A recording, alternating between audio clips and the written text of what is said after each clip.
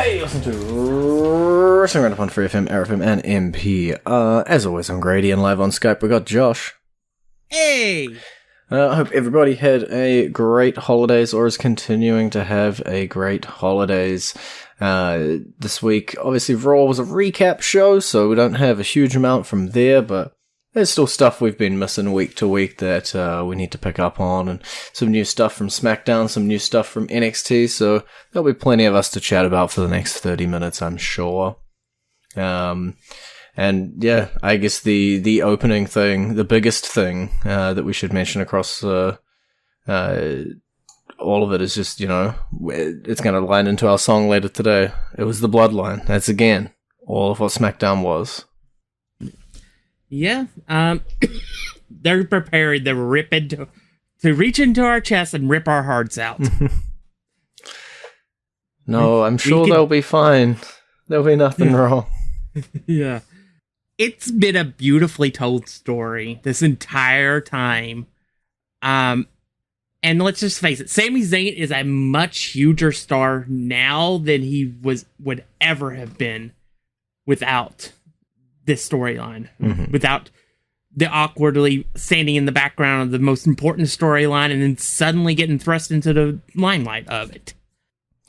Yeah, Sami, as you say, like, came from, we thought he was going to be a bit of a joke, bit of a here and there, and he is arguably one of the most important parts of the Bloodline right now, especially when it could have been getting completely stale if it had been left as is. So yeah. It's. I don't want it to end. Don't let it end. Yeah, I don't either. But at the same time, there is a point when it does have to move on, and it does feel like it is the point of no return with Sami. We have something going here. Let's see where it takes us. Mm-hmm. It could. I know everybody wants Cody as world champion. Including myself. I'd love the idea of Cody being the champion because I think it would be a phenomenal statement. It'd be a slap in the face to the other company. And it would be an amazing story. And you have plenty of feuds pre-built for his return. But at the same time, something I wouldn't have said a year ago, 2 years ago, 5 years ago when I could see Sami Zayn as a world champion based solely off of his performance in this storyline and the way he has the crowd in the palm of his hand.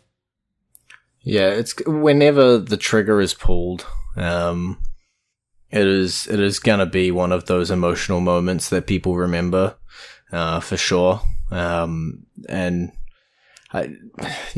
It's kind of bittersweet, right? Because you want to see it, because it's going to make for amazing television. The crowd reactions are going to be amazing, but you also don't want to see it because you like your boy, Sami. Yeah. Personally, I would rather them go the Batista route.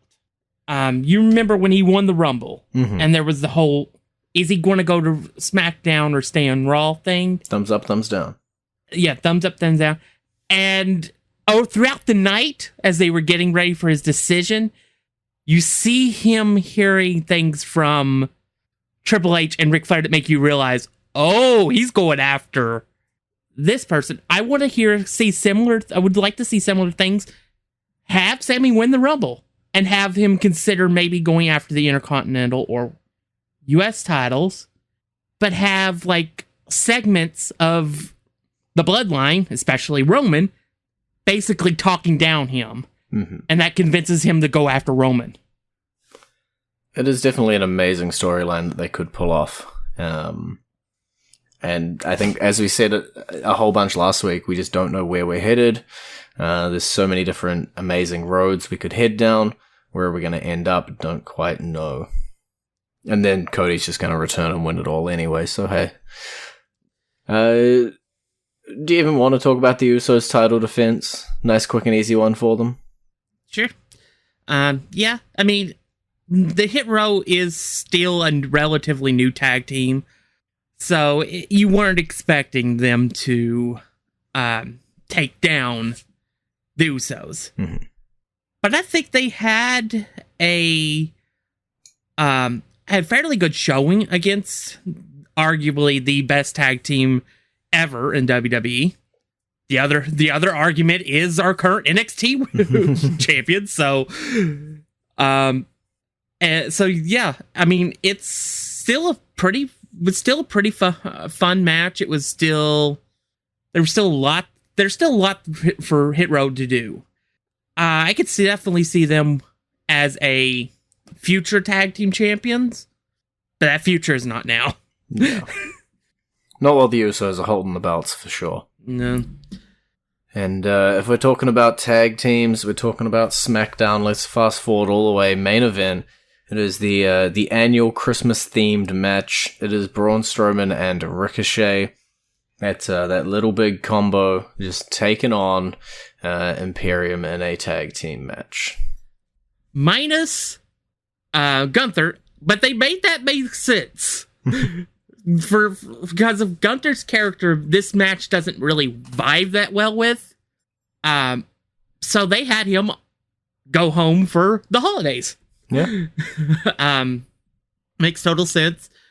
And it was just a fun match. The two teams just went absolute ham, and it showed potential for a tag team in Ricochet and Braun if they want to go that route.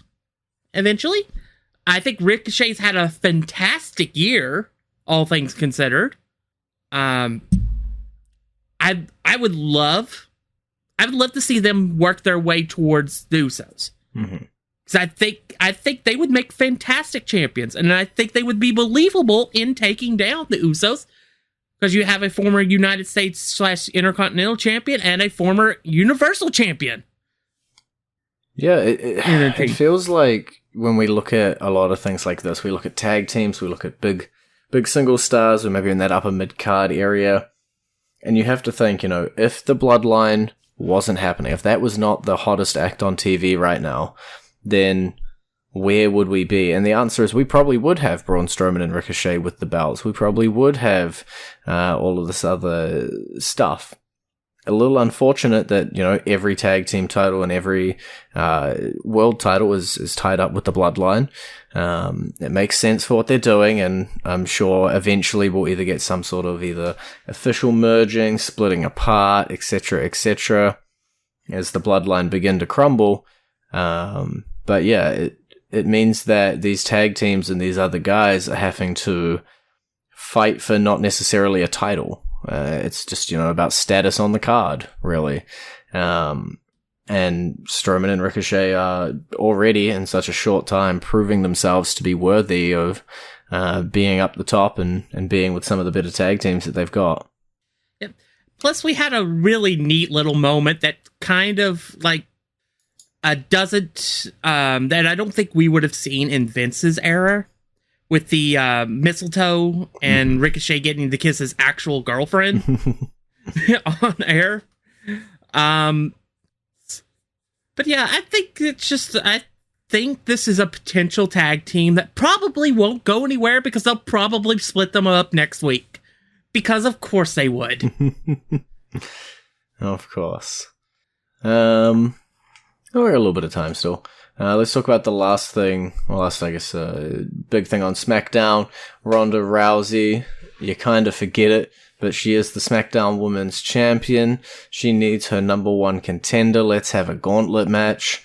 Xia Li defeats Emma, then goes on to defeat Tegan Nox. Ultimately falls to Raquel Rodriguez, who then takes out Liv Morgan and Sonya Deville. Before ultimately getting one last roadblock shoved in front of her. With Ronda bringing on out Shayna Baszler and saying, you got one more. Ultimately, which in the end, we get our her. Rousey Rodriguez match. Yeah, which she did beat her in the elimination match. That's true.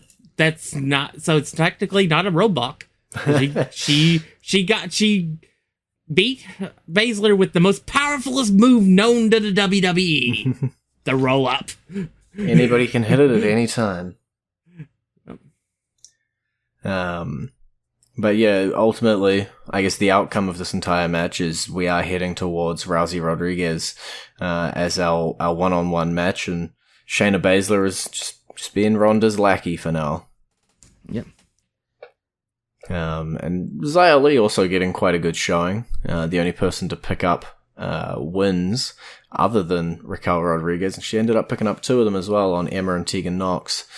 So might be seeing a little bit of a push for Xia as well. Let's go roughly into our entrance theme this week. It is that of the Usos, just to show you their continued dominance in the tag team scene, as well as the Bloodline's importance to everything WWE. And then that song is playing for you right about now.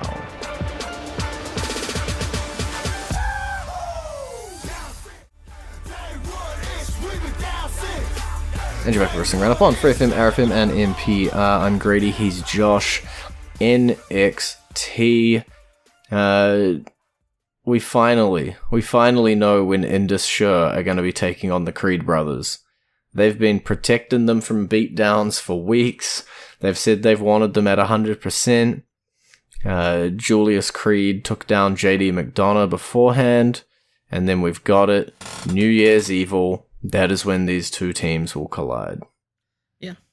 I think that this, honestly, this is one thing where it's like we're developing the heel team in Sangha and Veer Mahal. At the same time, we could easily split the Creed brothers up, either going into their own singles careers or sending them off to the main roster from this match. I feel like they are, at the very least, having Julius face JD here. At least fishing to see if there's any interest in the crowd in a Julius Creed solo run. So it could go anywhere. I just don't see them winning this match against the against Indus Sher.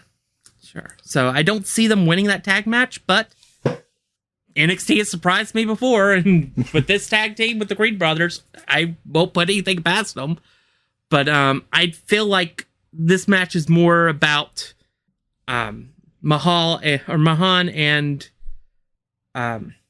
his partner than it is about the Creed brothers.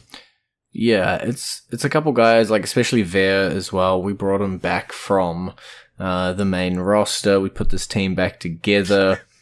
We haven't seen them. Did we really bring him back from the main roster? That's because true. he had his coming soon promos for 6 months and never came. Well, yeah, I guess if the vignettes don't count, we bring him back. We're building this team back up. It definitely does feel like this is going to be the next big team here on NXT. And as you say, the Creed brothers, they got themselves a bit of legitimacy regardless.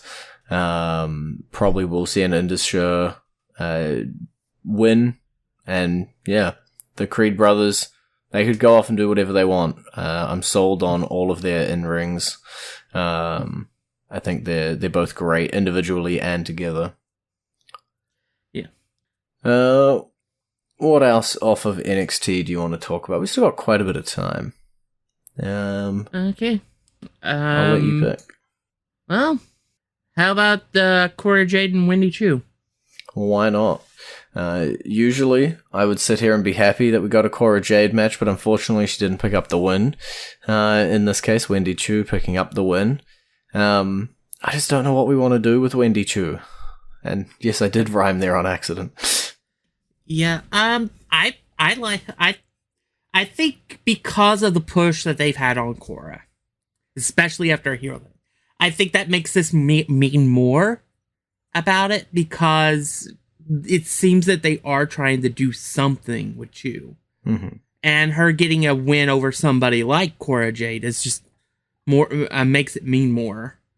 The match was fine. It seemed to be too much on them trying to hit their spots rather than telling a story.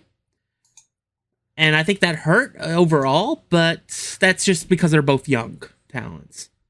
But overall, I think we have two of the very best in NXT that were in this match, and I think we're going to see 2023 focusing heavily on these two ladies in the women's division. Yeah, they got a few of them now floating around in that women's division. Quite a lot of talent sitting there. We saw quite a bit of it in the Iron Survivor Challenge. You got Wendy Chu as well out here, and even a few others, which we can talk about. You know, the debuting to NXT, I guess, coming on over. Lyra Valkyria taking out Lash Legend. I really like the cut of her jib. I'm all in on Lyra. Yeah. I don't know. Maybe it's just because Lash Legend doesn't get chemistry with anybody. That's one way to put it.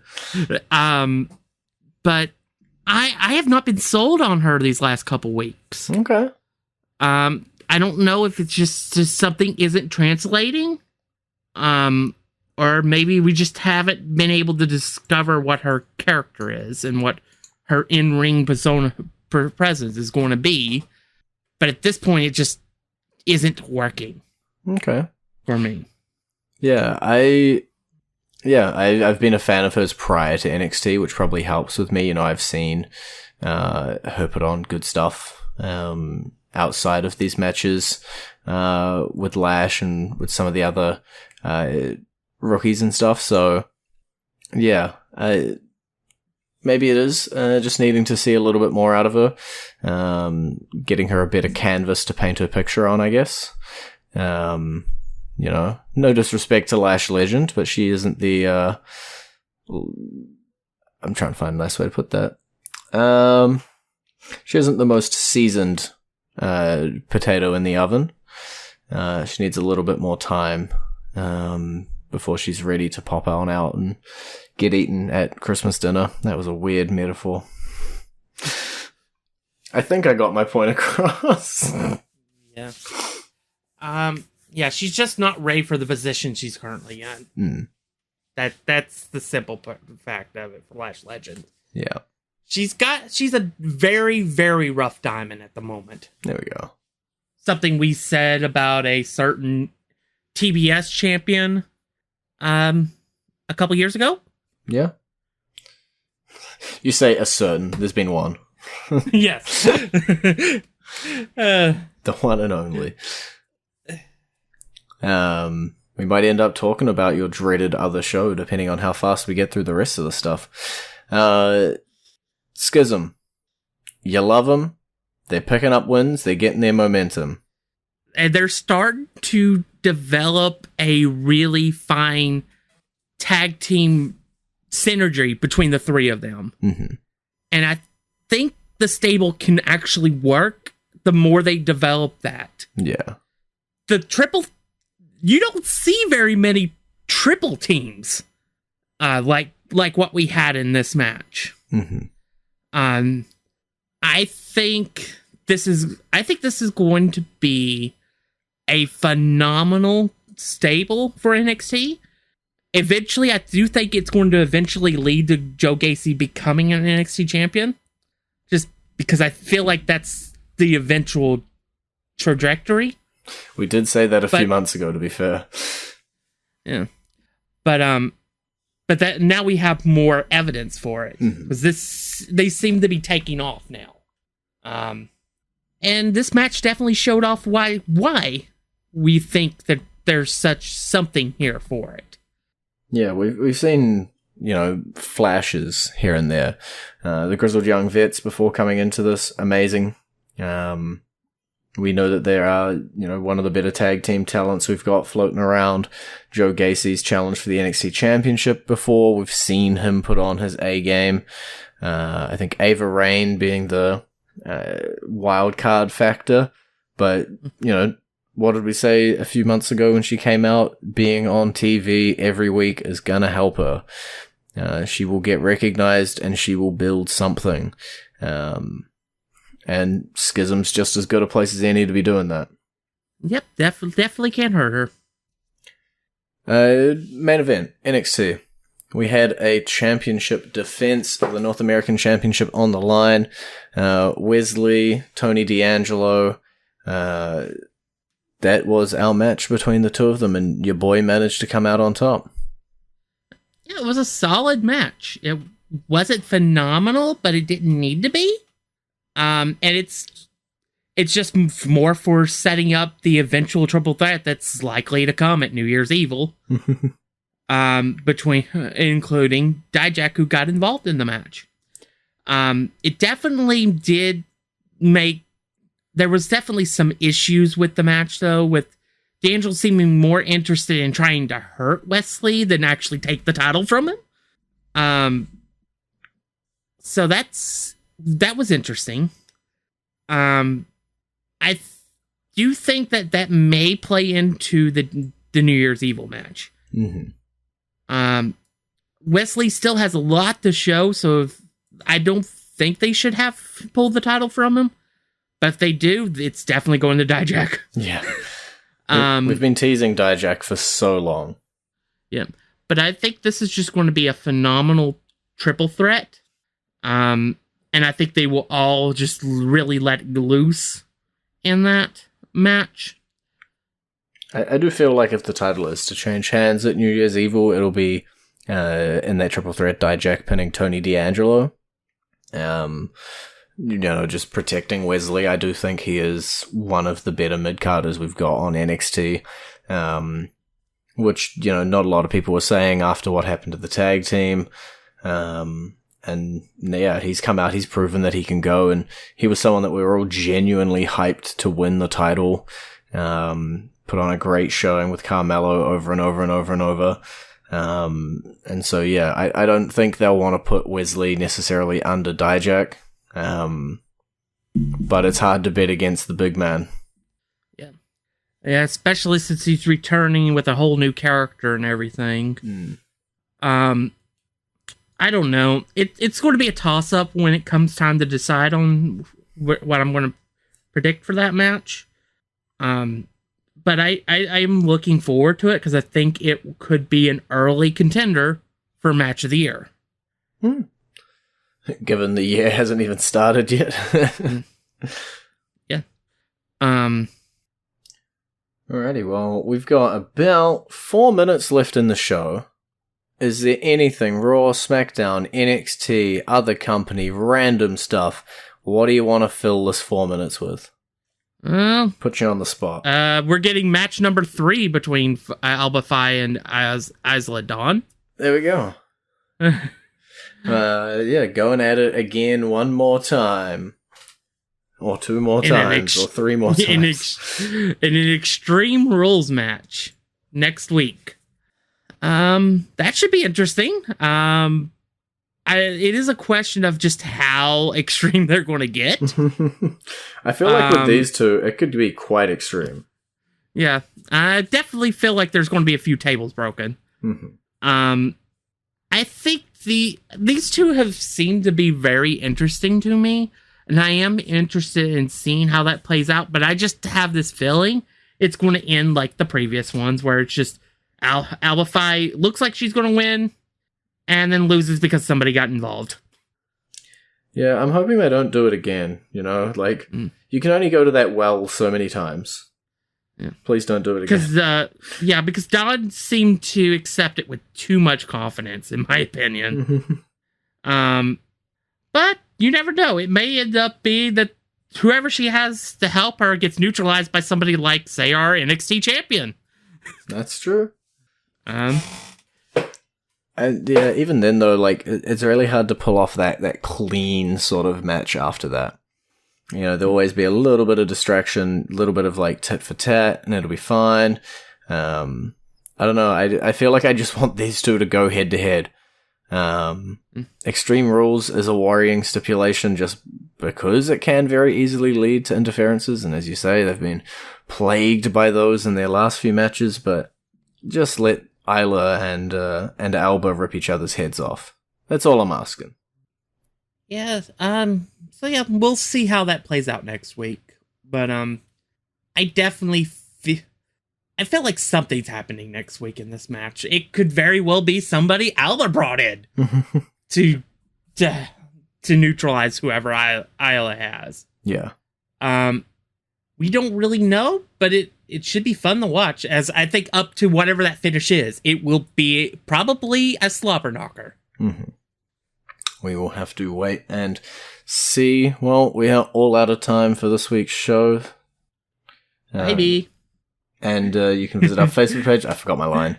Facebook page, facebook.com/wrestling R&D up, or our Twitter page, twitter.com/wrestling R&D up, or our YouTube page, youtube.com/wrestling RND up. In my defense, I just got back from an 8-hour roadie 2 minutes before we started the show. Hey, we'll see you next week, where I will be less tired, I promise.